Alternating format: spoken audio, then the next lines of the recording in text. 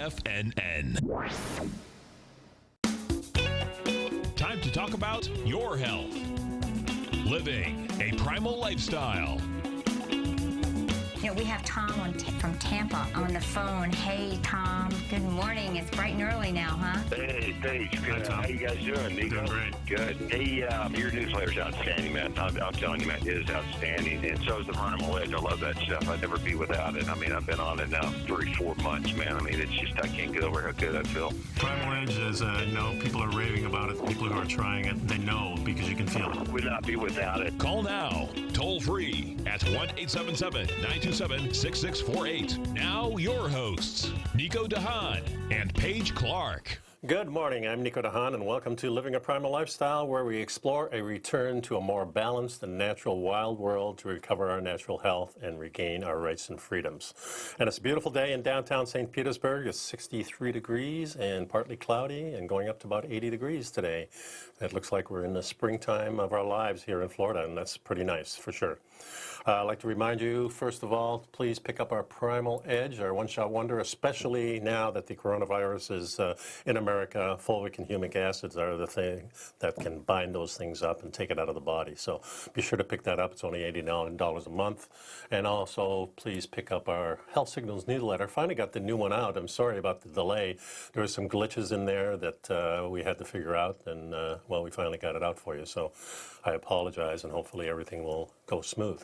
Now, Paige isn't here. She's traveling, but I have some other news. Saturday, Paige and I were talking, and Paige is leaving the show. This is kind of a mutual thing. For the past few months, she's only been here about half the time, and she's really working hard in her other businesses, and she's got other commitments have come up, and we just felt like that was the thing to do. I hate being here alone, I'll tell you that. And so that was one of the things I had to make up my mind is, do I want to do this show alone? And I don't really think I do, but I don't know what's going to happen yet. But so far, Paige has gone. And, you know, Paige and I have been doing the show for about 8 years, probably 700-800 shows together. And we really had a good time doing it. And I'm really going to miss her. I love her. And I know the feeling is mutual with her. And it's just a big hole right now. So I thought, you know, I talk about this a little bit. It's kind of an empty little feeling, you know, just every time I'm sitting here by myself. And I've got nobody to talk to but myself. And I always feel that's kind of boring. Even though maybe I'll bring you some good content, it's just not the same as with Paige. And the other thing that Paige always brought, besides, you know, a good smile and all her expertise, is the expertise in nutrition. That's going to really be missed, you know. So my story kind of started a long time ago, and I'm not really an expert except for my own self. That's the way I feel about it.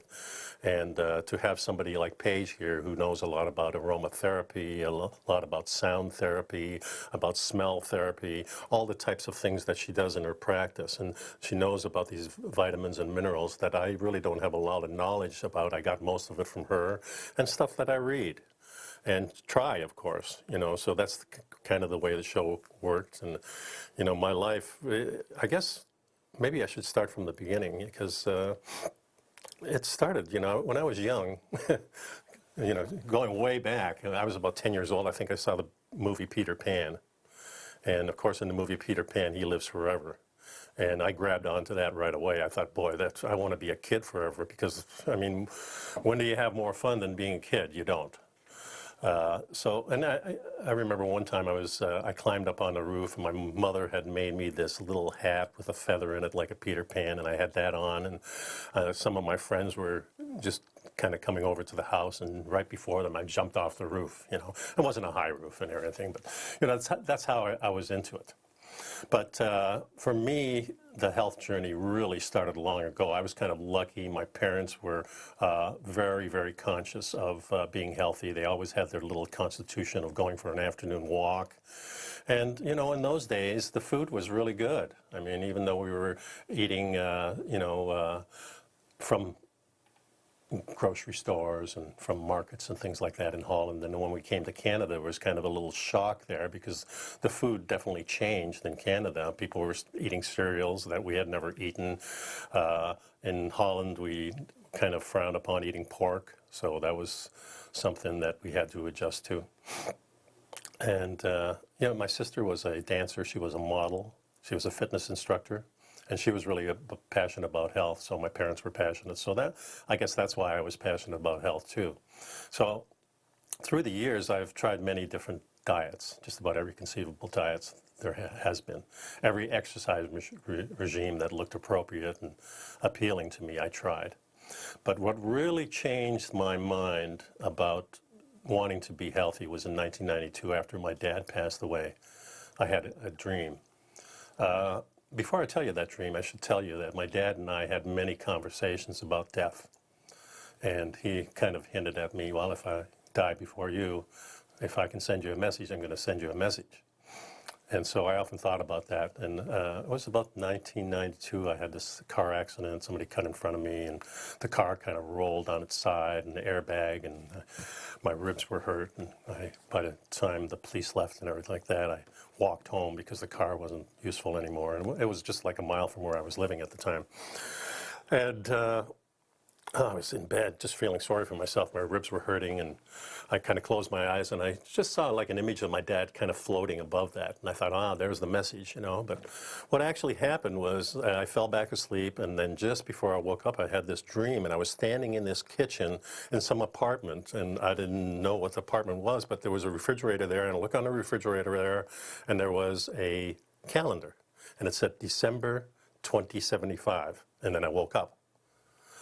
So, right away I thought, 2075, oh, good. I'm calculating, I'm thinking, I'll be 131.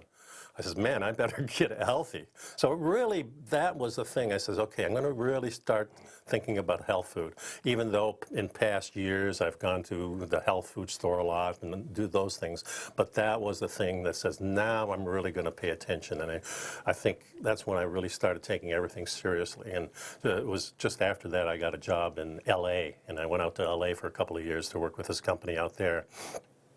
And then I was teaching people in this organization sales and management skills, but also along with that I brought all the health knowledge that I had. And I was in those days I was running for being healthy, and I was watching what I was eating and preparing my own food.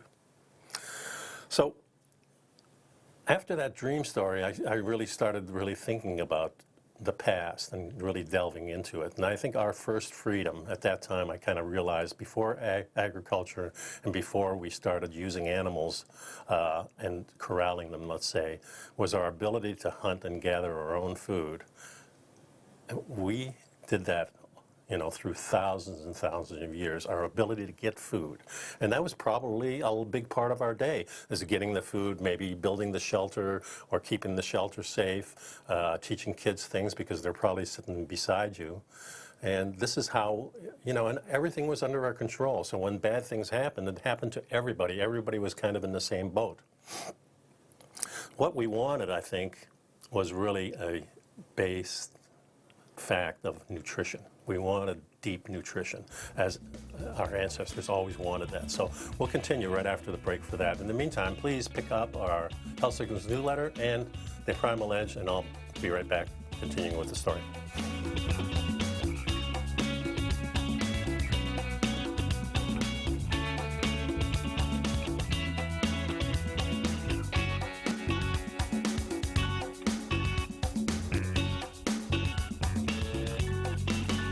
You know what's cool? Taking something that's good for you. Something specifically formulated to help with weight loss, better sleep, stress reduction, and the need to detox. Nico, our hunter and gatherer ancestors found all their nutritional requirements for health in their wild environment. But today, our food sources no longer contain the vitamins, minerals, and nutrients our bodies need to stay healthy and strong. That's why we need Primal Edge Daily Nutrition. It includes a special blend of ionic, soil-based vitamins, minerals, fatty, and amino acids in an easy-to-use liquid form. Primal Edge is powered by highly concentrated fulvic and humic acids, nature's preferred delivery system. They have been called miracle molecules because, like sunlight, air, and water, life cannot exist without them.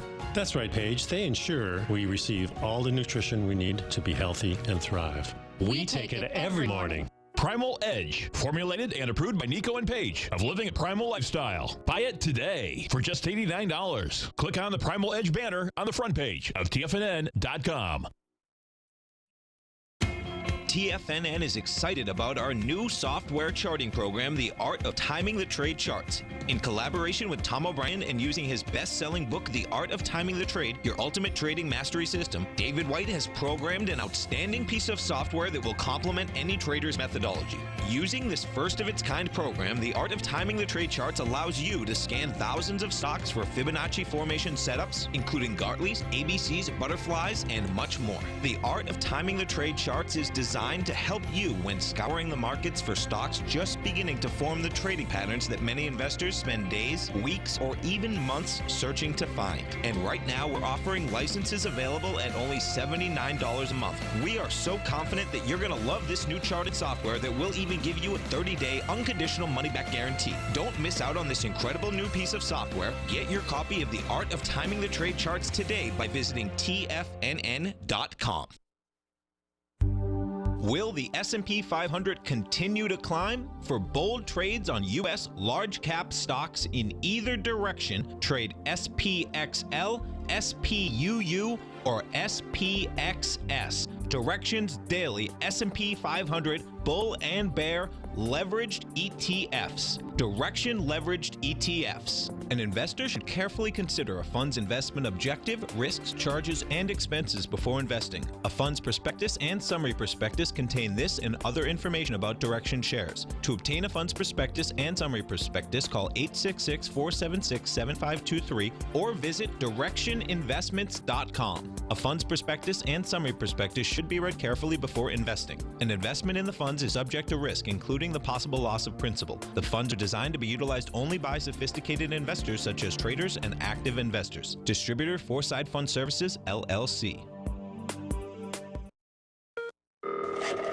Call now, toll free at 1-877-927-6648. Internationally at 727-873-7618. Welcome back to the show. So our first freedom before agriculture and animal husbandry was our ability to hunt and gather our own food. And what we humans wanted really was nutrition, really good, dense nutrition, enough to supply an adequate amount of protein and enough fuel to be satisfied. So when hunting was good, we ate meat, and when it was not so good, we probably gathered some plants and roots or whatever we could and supplemented kind of seasonal plants. When times were bad, however, we ate anything we could. That's just the way it works. You know, today it's kind of easy to see how our food changes when bad things happened. To explain how food changes, I'll break down food into three groups based on the nutrient density. Primary foods, secondary foods, and what I call fallback foods. So wild animals and even maybe animals today, animal food and seafood are the primary foods. The fruits, the nuts, and the vegetables become the secondary foods, and grains and starches and roots are probably what I call the fallback foods. And we can even have some kind of subcategories within each group depending on the season, how it was processed, the health of the plant or the animal, etc. When we look at it this way, primary has the highest nutrition. Secondary has probably average nutrition, maybe half of the primary nutrition. And the fallback foods are the lowest nutrition. And it's very convenient that the fallback foods can be stored and retain their nutrients longer than the primary foods or the secondary foods. This is the natural cycle we have. We have another version of this with our seasons. You know, the best nutrition is in the summer. Winter has the least nutrition. And spring and fall kind of is average nutrition in there. So because fallback foods are not as nutritious as the primary or secondary foods, they affect our overall health negatively. If we keep eating them, it just makes sense. The food we send to people during catastrophes, earthquakes and floods and droughts, hurricanes, tornadoes, and now viruses perhaps, is not our primary food, nor even the secondary food. No roots or spices, we don't sell them that. We send them fallback foods because it stores well and it transports better. It's logical to have this system, but it's really, really important to switch back to primary foods after the recovery and as soon as possible. We do not expect that after you survive the earthquake, you keep on eating only rice. We only do it when we have to. If we look at our ancient peoples, we find that each culture has at least one staple food that they prize. that they use in their cultural ceremonies and maybe for religious purposes. You know, the Maya had the maize, the China had rice, the Romans had wheat. These staples were there because they learned that during an emergency, the stash was really important. It's a very good thing. It saved our lives. We know that the Romans traveled on wheat. And this is the way you can only travel. I mean, you can only, you know, if you're making an army march 20 miles that day, there's not a lot of time to look for food. There's a few people going out scavenging and trying to get stuff as you go. But war is a messy thing, and the animals just don't stick around. So it becomes really important to understand that when we send these foods that aren't as nutritious, we send them for a reason. It's much easier, first of all. They go through this and you have some nutrition, you can live till the next time. And usually catastrophes only take a short time, you know, a couple of weeks, maybe a couple of months at the most. Think of people going through the winter. If you're not a native person and you're in northern Canada and you're stuck there through a winter, you have a heck of a time trying to find anything because you don't know what it's like there. You know, Weston A. Price came to a conclusion many years ago that hunter and gatherer diets were completely different than our modern diets. And he kind of figured that he was going to go around the world and find these really healthy people, which he did, on these different islands in the Pacific, in these deep remote valleys in Europe, Eastern Europe. He went to the Middle East. He went everywhere to look for these people who were still living off the land and what they were eating. And what he found out is that these people were eating primarily animal-based foods. Whether you're in Mongolia on the high desert, you're a sheep herder, or maybe, I don't know what kind of animals they even have over there, but they probably have yaks and things like that. But they follow the animals because it's much easier than corralling them. Because when we corral an animal, now we have to worry about disease. It's kind of the same thing that happens to humans when we start going into cities. You know, all the malaise comes with us. And I was watching a program the other night on YouTube, which was the last hunter and gatherers of Europe. And actually it was specific to England, but it covered all of Europe. And the hunter and gatherers, and this was like 7,000 years, maybe to 5,000 years ago. And slowly but surely, you know, they were being replaced from these people from the east, from the crescent area of maybe Iraq, Iran, and they were pushing westward into Europe. And once that happens, the hunter-gatherers kind of pushed into the areas that are not as desirable because the people who farm, first of all, clear land, and they also go hunting, so they have a little bit of each, but the hunter and gatherers are being pushed and pushed and pushed.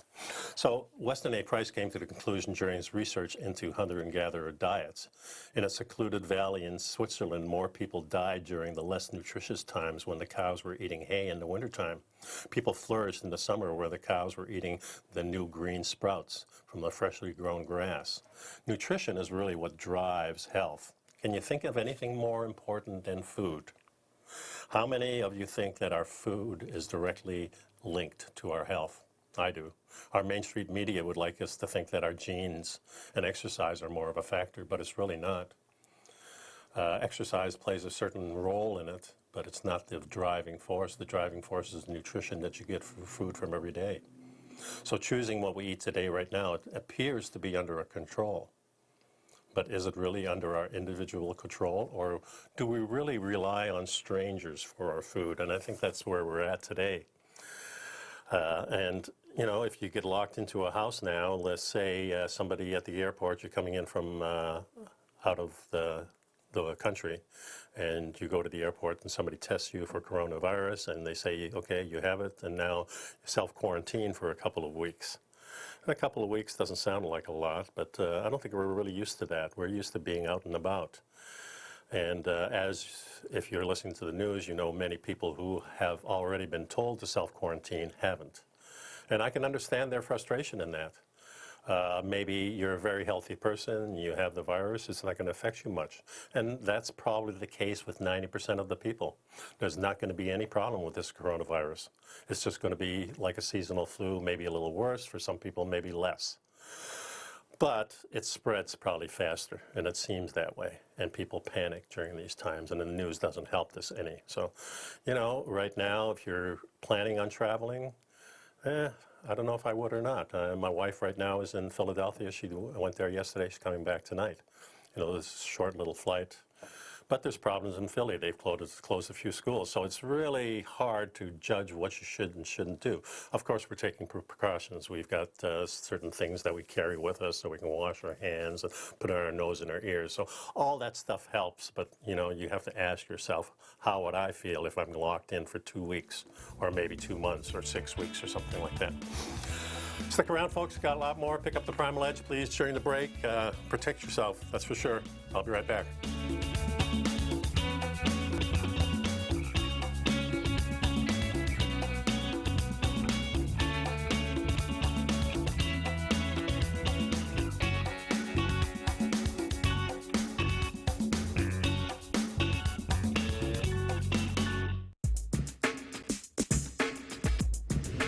Would like to tell you about the personal training studio that Nico is the owner and president of, Performance Training. Since 1998, Nico has trained individuals and groups to improve their health both mentally and physically.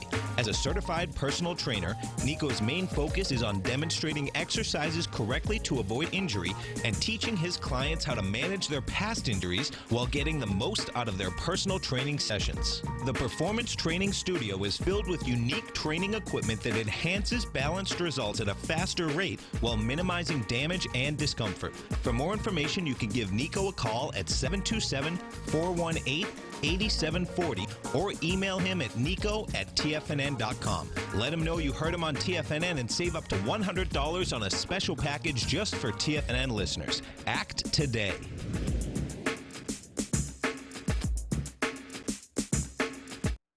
If you're not currently using the TAS Profile Scanner when looking at setting up your trading opportunities, then your arsenal is short a mighty weapon.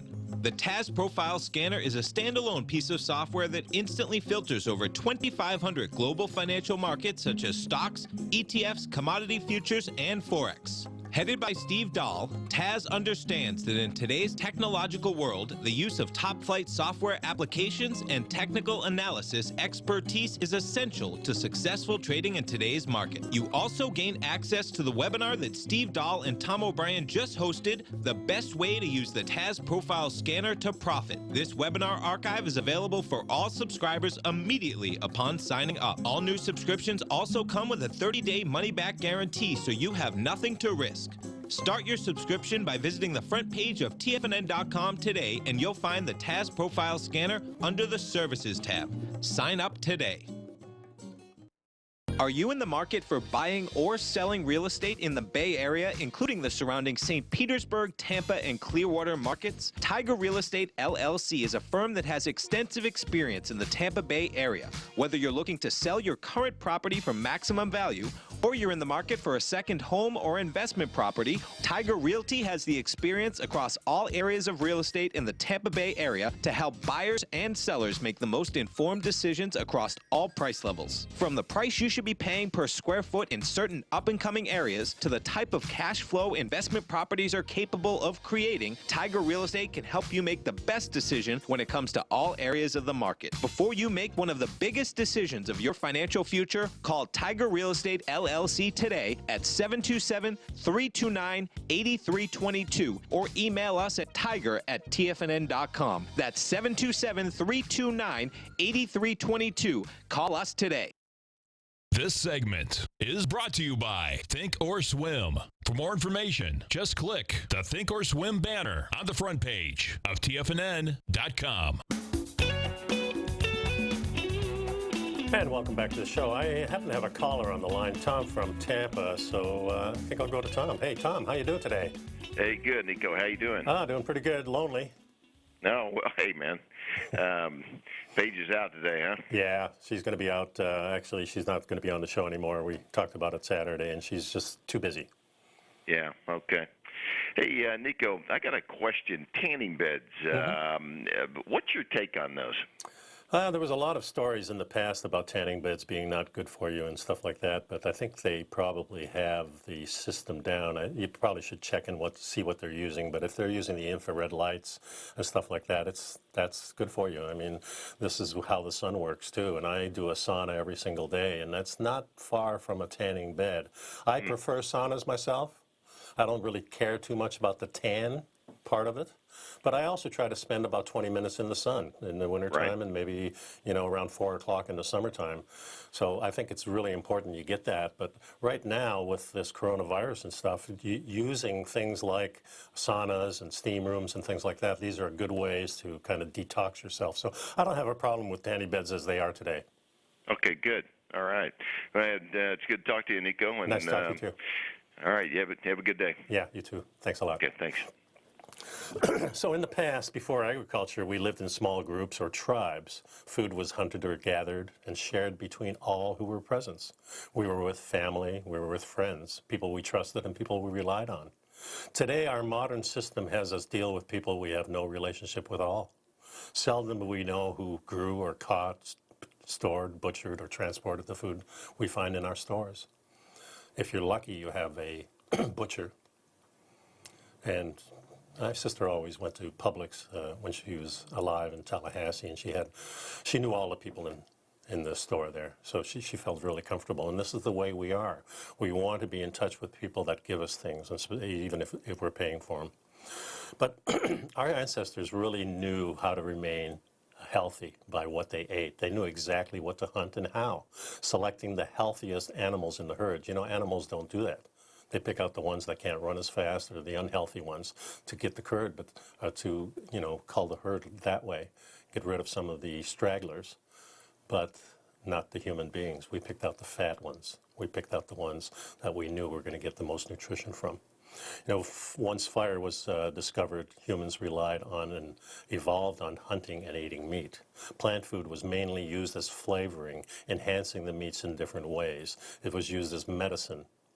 Cooking food made it more digestible, using less energy than the non-cooked meats and plants, and this is what grew our brains. We know that Homo erectus may be an ancestor, maybe a type of creature that was alongside of us, and maybe not a direct ancestor, we don't know, but more and more is coming out. Nature has a unique way of providing local wild plants that are suitable for humans in particular locations and climates, and this involves the animals too. There's no blueberries in Florida and no bananas in Boston. And if you think about what's available today, many times we can eat anything any time of the year. And you have to really ask yourself, is this really good nutrition-wise? Or should we eat seasonally, like Paige and I always talk about, eating seasonally, eating from your local area, so you're kind of in tune with what's going on around you. And even though we live in houses and things like that, I do think the food plays a huge role, not only in nutrition, but how we feel about ourselves, how we feel about each other, because of the way we gather food. And a lot of that stuff is missing. Remember, we spent lots and lots of time gathering food, so we really got to know, because we learned from our ancestors. Our grandmother and grandfathers would be telling us this all while we were growing up. So past societies, when agriculture takes hold, all knowledge in the forest slowly goes away. That's one thing that happens. Is that when I was watching that thing the other night on the hunter and gatherers of Europe and of England, they were saying that as the nutrition moves in, or as the people move in who are clearing the forest, all that nutrition kind of leaves. First of all, the animals leave. If you're planting a big wheat field or a big rice field or a big corn field, those animals are gone. And all the nutritious plants that were there are gone. And nature has a great way of just getting everything together and not allowing disease to spread. Because when people started agriculture, that's when the diseases popped up. That's when the rodents started, because now we were storing things and there was much more food. So these rodents were multiplying like crazy because we were making the food for them. It just makes sense. So when agriculture takes hold, all the knowledge of the forest slowly goes away. The self-cleaning forest gives way to the dirty, man-made filth, and so begins the decline of our health. all of our eastern world. This changed all over the eastern world. This change took place. And the people that survived the change were merely domesticated versions of the hunter and gatherers they replaced, spreading disease easily. And that's really kind of what happened with, I got screens popping up all over here, which I can't seem to get rid of. Oh, well. So, in the wild, plants have many unpleasant toxins that have destructive consequences to other plants, animals, and us. Consuming wild plants can be very dangerous if you don't know what you're doing. So through trial and error, we were able to remove or even lessen some of the toxins out. But that was always at the expense of other nutrients that benefited us. The domestic plants and animals, therefore, domesticated us, in a sense. So really good to understand this, that all these wild things were the self-cleaning forest. When I go into the forest today, you can see that everything is kind of taking care of itself. You don't have any, the only mess you really see is what humans beings might have left. And when you go into the forest, you know, I'm always picking up little pieces of paper or something that somebody dropped. And the people who I know that are in, that do this on a regular basis don't leave anything in the forest. We always take it out. It's a big, big thing. Back in history, many cultures dealt with declining food supplies by extending the meat with grains, roots, and other starches. The Chinese 5,000 years ago knew that white rice was better than brown rice to extend their dwindling animal foods. The Incas used potatoes and maize. The Romans used bread as in wheat. Their armies ran on the wheat, as I discussed before. So when things turn bad, and we have a lot of evidence now that 12,000 years ago, the Younger Dryas, even maybe 5,000 or 7,000 years, many tales of the Noah floods happened. And this happened in every culture. So every culture knew there were problems that came around on a regular basis. And somebody probably knew the timing better than we did. So this is how they prepared. They knew that they could extend this food. And you know, when you start extending this food, it starts to become very important, and that's when your elders say to you, hey, here's this bread, we use this bread, we're not eating it now. Perhaps they did that, I don't know, of course, but they kept it as maybe the holy bread, something to be revered, something to pray on, something to give our gods, because these things save our lives, and this makes a lot of sense. So when we look at the past and see what we're eating now, none of these companies that are getting these things are doing what our ancestors did. So when we get back, let's discuss some of that.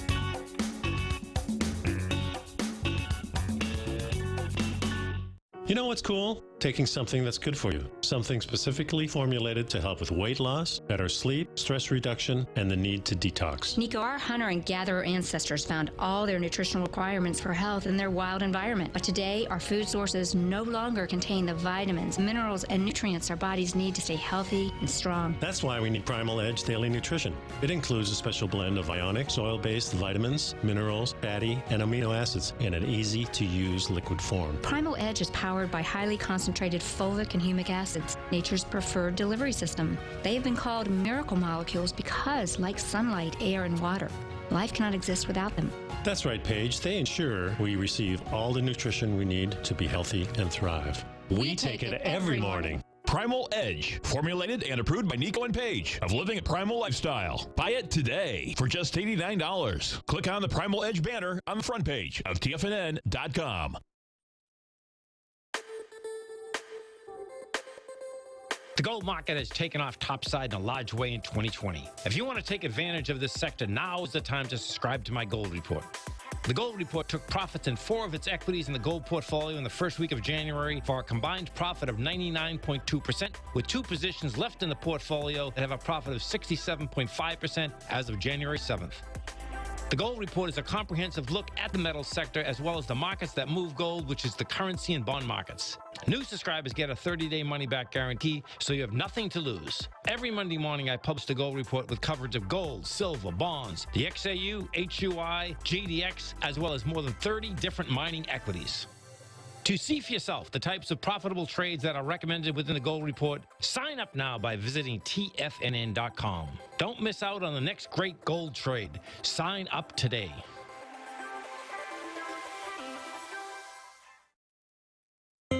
David White's newsletter, The Technology Insider, is focused like a laser on finding the next big things in technology. If you had invested only $10,000 in Microsoft in 1986, you'd have been a millionaire by 2000. Disruptive technology like Microsoft's is the key to these massive long-term profits, and the Tech Insider is the vehicle from TFNN to capitalize on these opportunities. This is the go-to newsletter that identifies, monitors, and profits on mostly little-known cutting-edge companies with great long-term prospects. David's experience is as an inventor of Emmy-winning animation products for TV and Hollywood that propelled a company public. Match that with 14 years as a full-time trader, and he's uniquely qualified to guide you through the light-speed world of ever-evolving high-tech. If you're ready to ride the next big technology bull market for less than $40 per month, log on to TFNN.com and get your 2-week free trial to the Technology Insider. Get in on the ground floor of the next big thing today. Don't forget, you can listen to TFNN live on your mobile device 24 hours per day. Go to TFNN.com, then hit Watch Tiger TV. That's TFNN.com, then hit Watch Tiger TV for the latest market information. Welcome back, folks. So it's really important today to understand that in the past we chose our own food, and today, because of the way things are, our modern society chooses for us. And therefore, it takes extra awareness to overcome the programming, to go against the grain, kind of pun intended there. So the food in the wild would meet one important criteria: the most bang for the buck, less energy spent for the most nutritious meal. Think about the hunter that goes out and gets a nice buck or a nice doe or whatever he can get.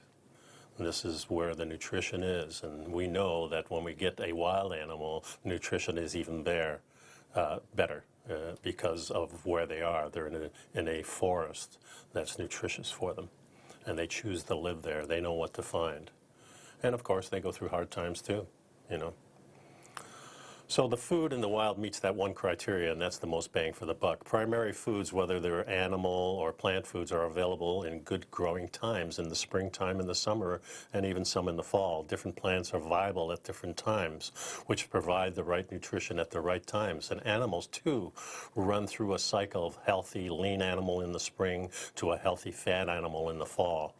Fallback foods are foods we use during hard times, after a disaster, after the weather changes, or when we cannot hunt, or we just hunt poorly. It's not the same food we eat when times are good, and times are good when the animals are plentiful and the wildflowers are blooming. Most food staples we consume today are leftovers from hard times or fallback foods. When the animals change their migration patterns, whether when the rains come or the monsoons stop coming or they stay too long, foods that were plentiful become scarce. So when the animals become scarce, we go to the secondary foods that we have. They're still fresh. We probably have them around for a couple of more weeks. We might have stored some animal food, and that's still good. But when that runs out, what do we go to? We go to the grains and things like that because we've stored them. We're smart enough to know that we have to have a fallback somewhere along the line. So this caused a shift to agriculture as well as raising and corralling animals. So when the agriculture starts, it's really hard to go back because people are in this mode. You can have more children. It seems like a great idea at the time. It makes sense to store food for future when we use them for hard times. The shift to our diet also caused the shift to a system of hierarchy. Stored food means you need to guard the food, and a system to distribute the food, and somebody needs to decide for the good of the many, and of course the needs of the few or the one, maybe even. And today the shift determines both sexes have to work to exist. this was a slow progression. I saw that change take place. When I had my children, Mom was at home. And it wasn't until about 4 or 5 years later that we thought it was a good idea to start Mom working too. I saw that in my parents also. My mother never worked for years and years, and then all of a sudden, she had a passion for nursing, so she always did that. But even when she didn't nurse anymore, she worked in a store of some kind just to get a little extra income because that was necessary. Things were changing. No longer could one person really support a family. You needed kind of a supplement. Today it's changed where you actually need 2 people full-time working. And this changes everything about how we live. Because no longer are we gathering food, no longer are we raising our children anymore. Think about it. Our children, when I first started school, it was the kindergarten. And some schools didn't even have kindergarten. So now you have pre-kindergarten, preschool. And of course, maybe after 6 months, you may be leaving the baby with a relative, hopefully. But a lot of people leave it with strangers or people they trust but don't know that well, or an agency service or something. And this is a big shift, and agriculture caused this whole shift. We have to realize what went on here. During the 50s or 60s, this involved only one parent. When you involve both parents in a required to work, to exist, then the children become part of the education system, or what I call indoctrination, sooner. 1st grade, then 1 to 8, kindergarten, preschool, then daycare. What type of society, and you have to ask yourself this question, what type of society gives their children to strangers? Yeah, ours does. That's unfortunate, isn't it? So these foods we relied on to survive during hard times are not only not healthy, nor nutritious, but they do keep us alive. It's clear that the shift to agriculture was exacerbated by conflict. Animals travel best on agriculture, armies travel best on agricultural foods. You control the foods, control the people. So this system we adopted when we developed this and relied on agricultural foods, because it was a development of the surplus, and surpluses create a system of hierarchy. And that's really important to understand. The system to protect the surplus, and therefore a system to distribute it. So our modern system is a society that forces participants into its debt system. So let's talk about what plants have and do not have. And plants don't have any vitamin A, they don't have any B6, they don't have any B12, they don't have any E or D. They don't have any of the amino acids, they don't have FK2, Q10, creatine, carotene, carrasine, and all these ones I can't pronounce, hem iron, collagen, CLA, omega-3s, cholesterol, and complete proteins consisting of 9 essential amino acids. Plants do not have that, the animals do. Plants are known to produce naturally a number of toxins and anti-nutritional factors, such as protease inhibitors, hemolytic agents, neurotoxins, which are often serve the plant as a natural defense compounds against pests or pathogens. For example, most cereals contain protease inhibitors, which can diminish the nutrition value of proteins. Many legumes or beans contain relatively high levels of lectins and kyanogens. And lectins, if not destroyed by cooking or removed by soaking, can cause severe nausea, vomiting, diarrhea. And on a lesser way, there's just lots of flatulence around. So all these things, different enzymes that the plants secrete, some plants release cyanide. If food is from a plant that is improperly prepared, the levels of cyanide things in cassava, different legumes can lead to death or chronic neurological diseases if these foods are eaten uncooked. So there's many of these foods that, like beans and grains and things like that, that you have to cook. You have to do many things to them. And our ancestors actually took a lot of time to put all these things into effect. Think of tofu. Tofu, very, very bad things in there unless you put it under water in salt water, kind of make a brine out of it. And the ancient people did that for 4 or 5 years just to get rid of those toxins. How do they know these things? It's pretty amazing. So all these toxins, calling gluten and lectins and, I mean, phytic acid, there's so many of them. They're present in today's food at levels that do not cause acute toxicity. So when we get back, let's finish this up and I'll talk about that. Stick around, folks.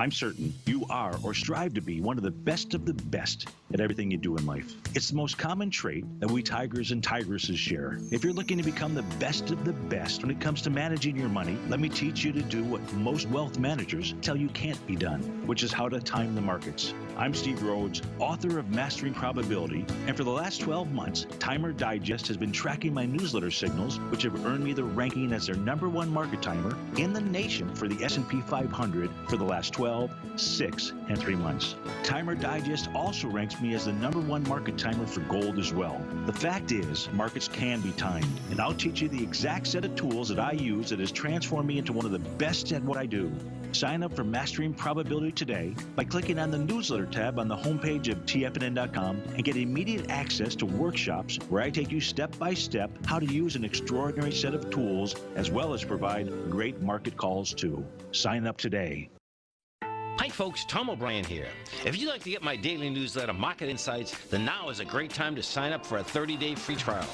Every morning by 9:30, I send out my morning letter to subscribers with market commentary on a variety of markets, currencies, and commodities to keep investors up to date on the day's trading action. Included in Market Insights are specific buy and sell recommendations for stocks, ETFs, and even options, with stops and price targets included for every trade in my newsletter. If you'd like to try my newsletter risk-free for 30 days, then head over to the front page of TFNN and you'll find Market Insights under Trading Newsletters. I use my years of trading experience to bisect and dissect the market every morning and give my subscribers the most important information they need to know for the day ahead. I even issue afternoon updates for my subscribers whenever warranted with important market action. I'm always scouring the market for the next great trading opportunity. Sign up for your 30-day free trial to my daily newsletter, Market Insights, today by visiting the front page of TFNN.com. Wow! Go get 'em, folks. TFNN has developed a daily programming lineup for traders by traders. We start every trading day live at 8:30 a.m. with Tommy O'Brien hosting the morning market kickoff as he starts the day off by breaking down everything you need to know about what's going on for the trading day ahead. At 9 a.m., Larry Pesavento takes your calls and questions live on the air for the opening bell as he hosts Trade What You See. At 10 a.m., Tom and Tommy O'Brien host the Bull Bear Trading Hour. At 11 a.m., it's Kevin Hinks and Alex Coffey from TD Ameritrade Network with Fast Market. Basil Chapman at noon with the Tiger Technicians Hour. Steve Rhodes hosts the Trader's Edge at 1 p.m. Dave White with the Power Trading Hour at 2 p.m. And Tom O'Brien closes out the day for the final hour of trading live from 3 till 4. Don't miss a second of our daily programming lineup. Tune in to Tiger TV every trading day live at TFNN.com. Educating investors.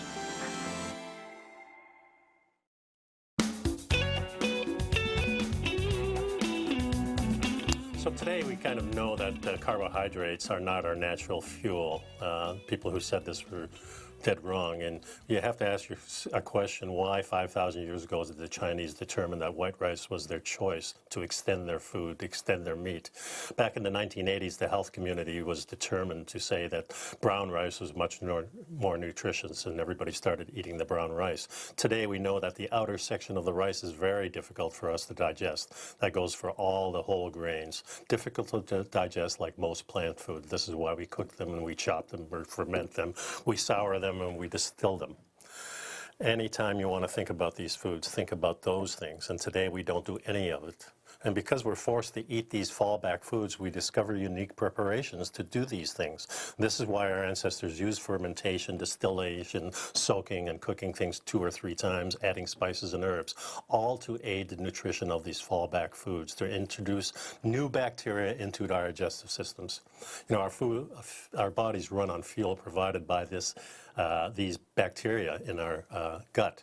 They provide us with the fuel, and they do that through excreting they feed on the fat, and they excrete out these ketones for us. This is how our health really goes. We have to really start preparing our own food. We don't have a lot of time left. I just wanted to let you know we must develop growing systems that mimic nature instead of consuming domesticated food. Domesticated food is less nutritional value than the wild food. Therefore, wild should be emphasized and not domestication. Today, we have a chance of developing these systems because we know a lot more.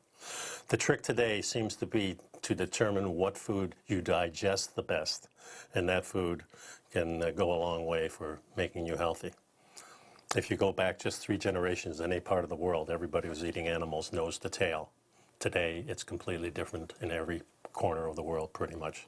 So if you consider changing your diet, start looking at these things. Start looking into some of the people who are on the carnivore diet and people who are maybe doing vegetarian the right way. There's people who are doing that too. But I think bang for the buck, it's much easier to say eat the animal food and eat the best animal food you can. That's just my opinion, folks. I'll see you next week.